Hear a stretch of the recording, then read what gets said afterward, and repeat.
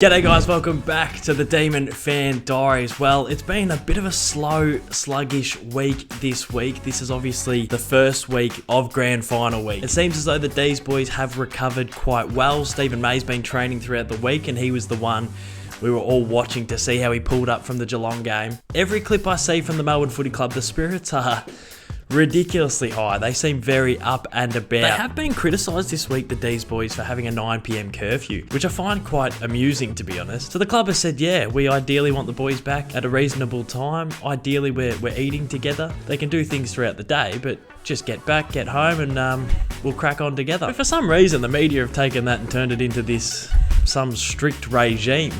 The boys are over there to win a flag. They're not over there for a holiday. I think a 9 PM curfew is very reasonable. And in 10 or 11 days' time, they can do what they want. I just think it's a level of professionalism I haven't seen this Melbourne Footy Club have for a long time. So as much as they're getting criticised for it, I actually think it's quite commendable. In the lead up to the prelim final, you just think the Bulldogs don't have what it takes to make it. Like, I always felt like the Bulldogs were one of the best teams this year, but after the game against the Lions and they got through by a point, you're just going, there's no way the Bulldogs are going to win this prelim. And after the first 10 minutes of the match, I just went, well, this isn't surprising. The Bulldogs have been one of the best teams all year.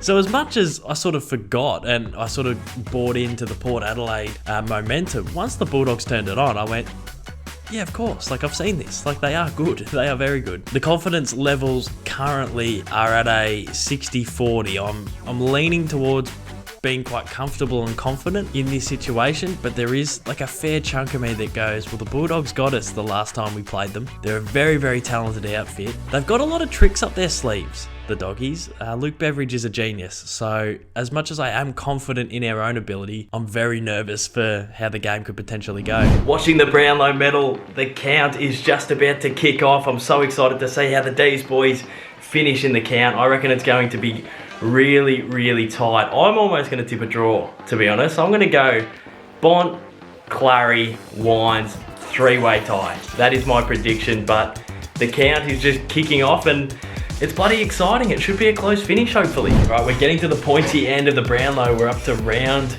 18 and the Bont is up. He's leading the Brownlow. He's on 27 votes. I think Sam Walsh, Clayton Oliver and Ollie Wines are all on 24. So the pack behind him are hot on his heels. It's going to be a great finish. Everyone is saying that Ollie Wines might have a really good end to the season. So that could be the difference. But the Bont currently leading with about 5 or 6 rounds to go. Well, there you go. It came down to the wire a little bit. It was between Bont and Wines, but Wines has won the Brownlow for 2021. I think he's broken the record for the most votes. I think he's equalled it actually with Dustin Martin. So one of the all-time great seasons. He's done an amazing job, Ollie Wines. He's doing his speech now and he's won the Brownlow. It's crazy. He's etched himself in football folklore forever. It is officially Grand Final week, guys.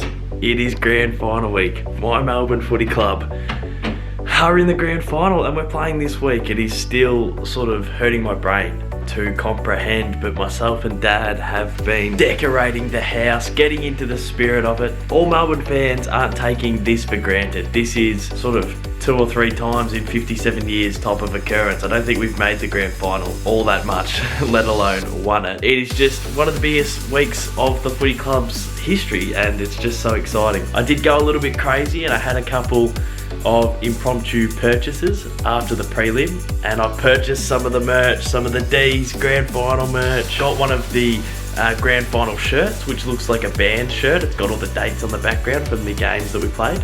And I also got a big Dees hoodie. And I also purchased those items for my dad as well. So we're fully in. We're fully in. We got the kits. We've got the house set up. And now it's just waiting time, I guess. We bide our time until we watch our side, the Melbourne Footy Club, in the Grand Final. I cannot wait. Anyway, guys, that's it for another Demon Fan Diaries. This is it. This is what it all comes down to. It is Grand Final week. Join me next week to see how the boys fare. Anyway, guys, I appreciate all the support. I appreciate everyone watching, and I'll see you all next week for the last episode. Come on, Dees.